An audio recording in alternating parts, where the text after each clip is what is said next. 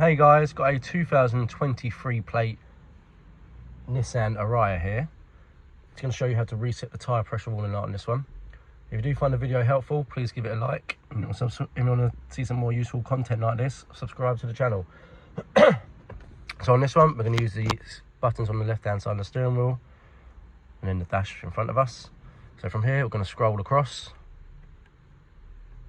until we get to settings, and then press in the dial, scroll down till we get to tyre pressures, and then clicking OK. Then scroll down to calibrate. OK.